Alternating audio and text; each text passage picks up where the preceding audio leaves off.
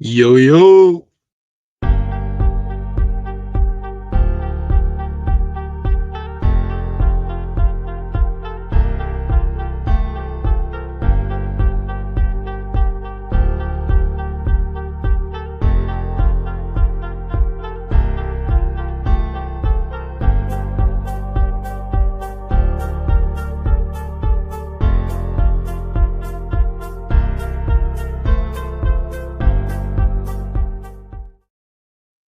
What's going on, everybody? It's your boy, Knuckles MMA, and it's my first video on the platform, man. I don't even know where to start. I just want to thank everybody for hopefully, showing support and everything. And, you know, big shout out to my dad, 95 North Falcons Talk Show. Sub up to that, man. Great content, all Falcons football. You know, if it wasn't for him, none of this would happen right now. Big shout outs to my boys that are going to see this video and everybody that's going to see this video. Please, please, please, please like and subscribe to my channel, man. I'm just starting out. It's a new channel and everything, but here we are. Knuckles MMA, boys. Let's get straight into it. UFC 311 reaction and analysis. All right. We're going to start off with the early prelims here.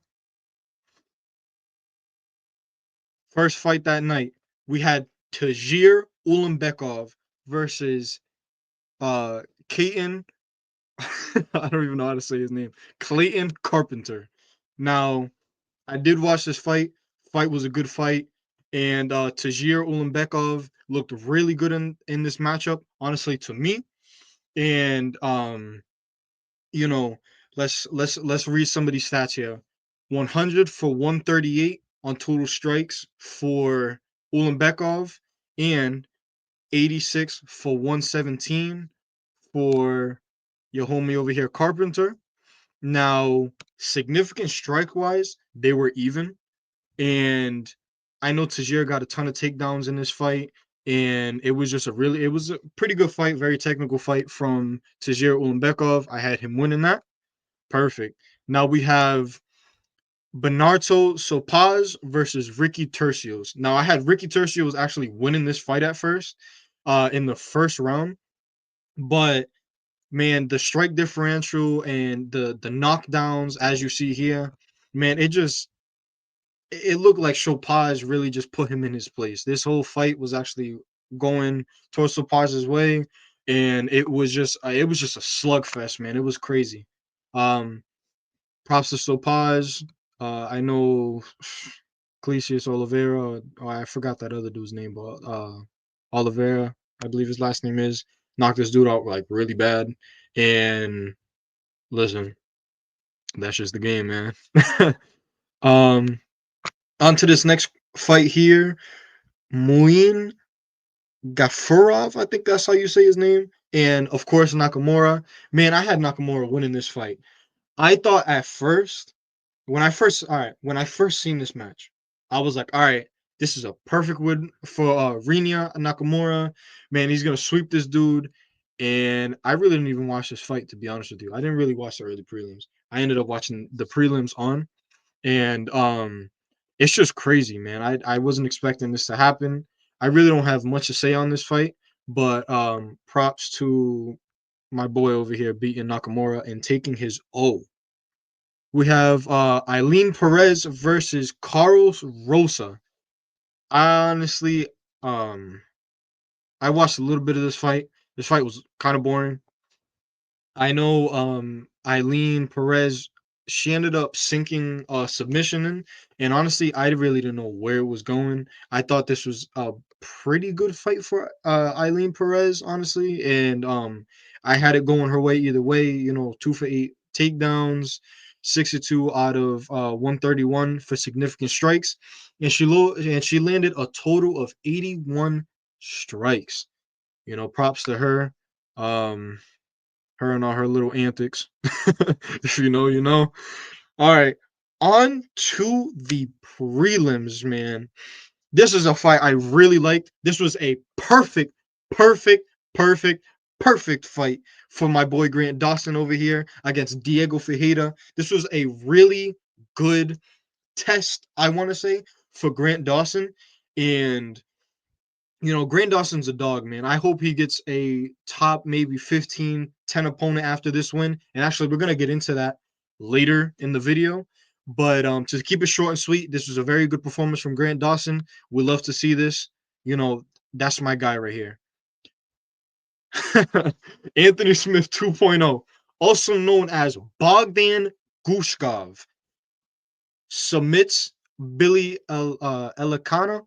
I know he's from the regional scene, and I believe it was a guillotine that he had. Man, this fight was weird.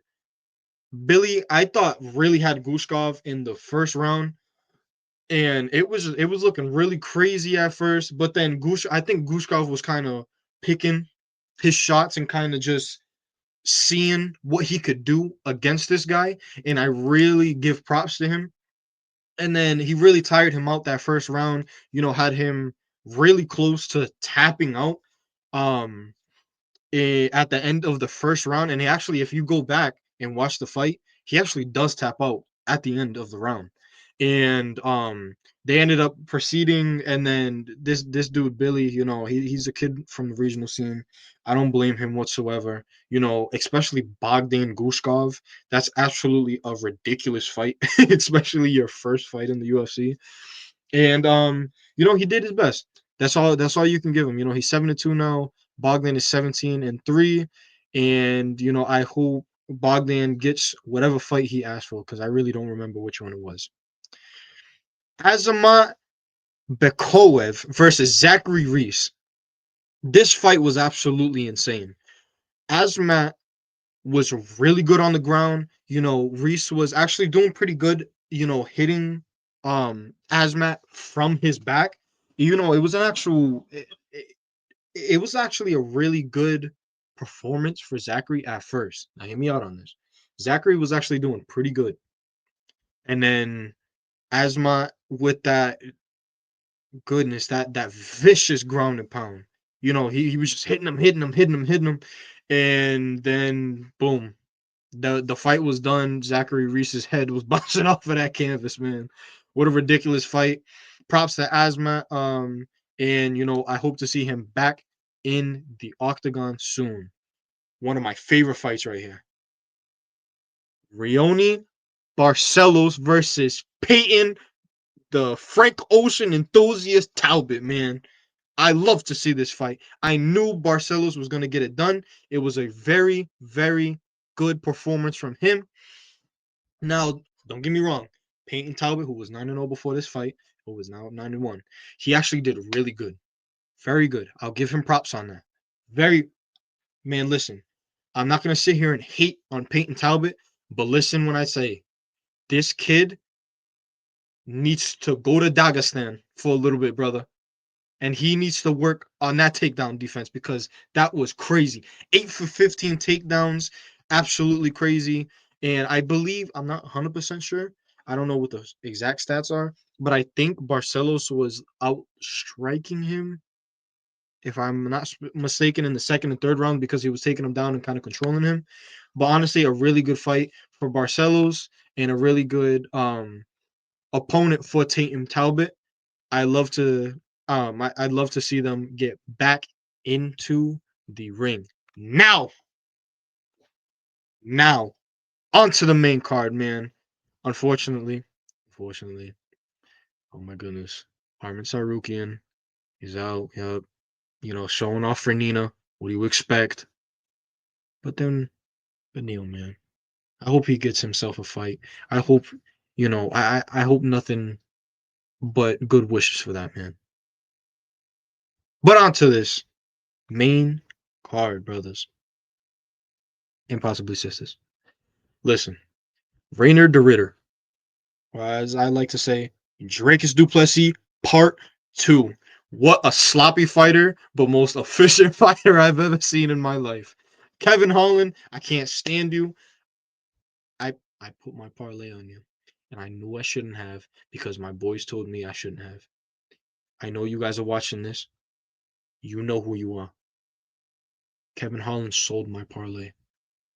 But at the end of the day, Reiner de Ritter did a very good job. Very good takedown. Was hitting him on the ground a little bit.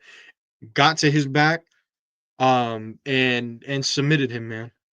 It's as simple as that. You can't sugarcoat anything else. Reiner de Ritter did really good. I hope he gets a top 15 opponent. I know he called out top 5. Man, he's getting killed in top 5. Let's cut it out. Let's cut it out. Loses to Whitaker, loses to Hamzat, loses to Izzy, loses to Nasruddin Imavov, loses to Cal Buhario. Cut it out. And that's all I'll say on that. On to the next one. Jailton Almeida versus Sergey the Blob Spivak. Listen, everybody knew Jailton Almeida was going to win this fight. He won by TKO in this fight at in the first round, 4 minutes 53 seconds. Sergey, it's time to go back to the prelims, buddy.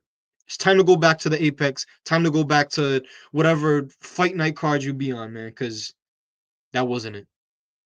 I hope Jailton Almeida gets my boy. I hope my boy Jailton Almeida gets Serial Gone next, just like he called out, and we will get onto that next. On to the fight of the night, an absolute slugfest, man. What an absolute perfect fight from both of these men here. Yuri Prochazka versus Jamal Hill. I'm coming. Jamal Hill, Yuri Prochazka, Jamal Hill. Man, what a fight from both of these dudes here. Absolutely crazy. We love to see it. I applaud both of these men. Jamal Hill went out there, was doing his thing. Man, when I seen them knee pads, I knew it was over. I knew it was over. Unfortunately. Now listen, I think Jamal Hill gets a lot of hate that he doesn't deserve at all. It's crazy to me. But, but, I digress. Yuri Prochazka, elite head movement. This dude goes bald and now he has head movement. Oh my goodness. Head, new mythical fighter. Head movement Yuri Prochazka. Bald Prochazka, man. What an absolute performance from this man here. I love to see him in the ring. I love that he was able to fly out that girl at one of his fans who had cancer out. He won in front of her. What a great performance. And I wish nothing but the best for both of those fighters. Perfect. On to the co-main event now. Merab Dvalishvili versus Umar Nurmagomedov. Now, Umar did get his O taken away. And 1000%, 1,000,000%. Right here, this here is saying it. And I'm putting it in solidity. And you can come back to this video. Merab Dvalishvili is the GOAT of the bantamweight division, and I don't take it back whatsoever. This man looks unstoppable right now. This man looks like nobody can stop him whatsoever. I watched this fight. I watched this fight with my uncle and a couple of my friends. This fight was a very good fight from both Merab and Umar. Now, Umar does need to work on his cardio, but he did perfectly fine. I love that I can see Umar in the title picture, and he might have to fight again, and he's young, and it's just a lot of emotions. And Khabib was in his corner, man. He did as good as he could, but Merab just bested him on that night. What a crazy, crazy fight here. We love to see it. Marab's a little troll doing all that, all the emoting and everything. This dude is a menace to the bantamweight division, and I don't see anybody beating him currently. And I stand on that. On to the main event. Renato Moicano. Moicano wants money. Unfortunately, got Darce choked in the first round. Now listen, Moicano. Moicano is a very likable person. I really like Moicano. He stepped in on a day's notice because of Armin. Let me show the Huz what I can do, Sarukian. But listen, man. Islam went out there. Islam did what he could. He is one shy away from Anderson Silva's um streak. I do see him breaking that. I see him breaking that record. Islam is an unstoppable force. I don't see anybody going after him either. I really don't. And that's it. And that's it. This is the Darce Choke champion right here, man. This is crazy. But anyways, let me move on over to the rankings and let's see what is going on in these divisions. As you can see, my glorious king Islam Makhachev. I'm joking. It's Alex Pereira. Cut it out. Merab Dvalishvili. He was the first one to fight on this card. Now listen, I'm not really gonna go too much in debt. You know, I I know some of these dudes. I don't know all of them. You know, I'm not gonna. Don't call me a casual because you know I'm far from that. For the people who know me, I'm far from a casual. But listen, I'm gonna go from uh, pre, prelims up. We'll do it like that. All right. First off, we're gonna start in lightweight division. We're gonna start with my boy Grant Dawson. Now, okay, my screen. Okay. All right, we're back. Grant Dawson. He is now in number 15 in the lightweight division. Now, hear me out when I say this. Grant Dawson, I think would be a perfect would match up perfectly. And hear me when I say this. Will match up perfectly with Jalen Turner. I really think so. I really think so. Jalen Turner. And now the reason I say that is because I think it will be a good matchup for him against somebody that's tall and lengthy, but has horrible takedown defense. Horrible. Now, do I think Jalen Turner will win this fight? Yes, but I wouldn't be surprised if he choked it. Anyways, anyways. We're going to the light heavyweight division now. Bogdan Gushkov. Oh my goodness, what a performance from him. Number 13 ranked. Now. Listen. Asmat Mirzakhanov. He's up out of here. You pop for steroids. You juiced up idiot. What is wrong with you? He's out of my rankings. Get out of my face. Now, if you want to get hypothetical, you could book the Johnny Walker fight again. Perfect fight for him. But he could also rematch Volkan Oezdemir, or he could fight Nikita Krylov, which I think would be a really good fight for him because Nikita Krylov, even though he is coming back from injury, I think it would be a perfect fight for Bogdan Gushkov. I think it'd be perfect for him to break into the top 8. And let's see what else this man can do in this division.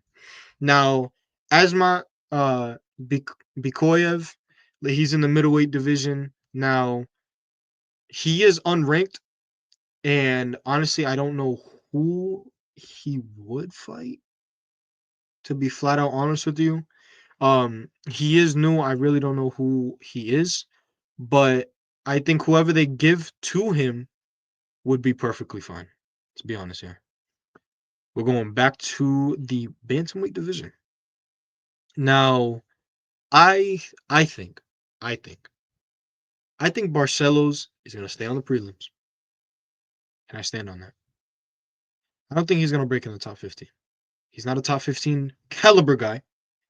He is not the type of guy that you can look at and be like, "Oh, you know, Barcelos, you got knocked out by Umar." Let's be honest. Cut it out. He's not going nowhere. Thank you very much. Reiner de Ritter. Now we're gonna move down to the middleweight division. Reiner de Ritter. Now I think that the top 3 matchups that I can see for that man is Michel Pereira, Jack Hermanson, and Roman Dolidze. I think that it is more likely that he fights maybe Jack Hermanson or Roman Dolidze because Michel Pereira might have a fight lined up. But I really want to see Reiner de Ritter break into the top 15. I think he's not a well-rounded guy, but I think he's a guy. He's a guy that should be in the top 15 of the UFC, coming off of, I believe he was either a two or three division champion and one championship. You know, I really think that he should break into the top 15. Kevin Holland, I can't speak for you, buddy. I'm sorry. Nope. I'm not speaking on you. I have nothing nice to say. Heavyweight, Jelton Almeida. Jelton Almeida. This is my guy right here. This is my guy right here. He is one of the most boring fighters to watch. But listen, when that man wants it to get done, he gets it done. And that's it. Thank you very much. I think Jelton Almeida should get the fight with Ciryl Gane, or if he doesn't fight Ciryl Gane, fight Volkov. I'd love to see that fight. That would be a really good fight both of them. Even though Volkov is coming off of, I don't even, he got robbed. Volkov beat excuse me, Ciryl Gane, and man, that was just bad. That was bad. That was bad on the judges' parts. I never want to see that again. Never want to see it again. 0 out of 10. Thank you very much. Jelton Almeida, call out your boy Ciryl Gane, get that fight. You got this. As for Sergey Spivak, number 7 ranked, I don't even know at this point. Put him up against my boy Shamil Gaziev. Shamil the Blob Gaziev. Break it to that number 7, Shamil. He is an unstoppable force. He is coming for this rat we know as John Jones as being the heavyweight champion right now. Disgusting. I don't even want to see his face. Onto the light heavyweight division. Light heavyweight. Light heavyweight. Look at light heavyweight. Look at that. You smell that? I smell something cooking in the light heavyweight division right now. Because what a stacked lineup we have for the light heavyweight division right now. We have Alex Pereira versus Magomed Ankalaev. Big Ink! As my boy Bedtime MMA says. Shout out Bedtime MMA. Bedtime MMA says Big Ink will actually win this fight. And maybe I can make another video for that. That's for another day. That's for another day. But for now, we have Alex Pereira versus Ankalaev. Now, now. I believe Yuri Prohashka should fight the winner of this matchup here. I think it would be perfect for him, coming off of a win, looking as good as he did, and that's that. As for Jamal Hill, coming off of a hard loss, I get it. He's a good guy. I really like Jamal Hill. I really like Jamal Hill. But unfortunately, we're going to have to feed you to the number 7 ranked Khalil Roundtree Jr. Now, this fight was originally scheduled, actually, but it was canceled and everybody was pulling out, and then we ended up getting Roman Dolidze versus Anthony Lionheart Smith, one of the most cursed just fights ever. It was so bad. But I think they should rebook this fight. Rebook the fight, make them I maybe they can fight in, who knows, maybe June, maybe August, who knows. But I think it would be perfect for Roundtree to come back and possibly break into the top 4 by beating Jamal Hill.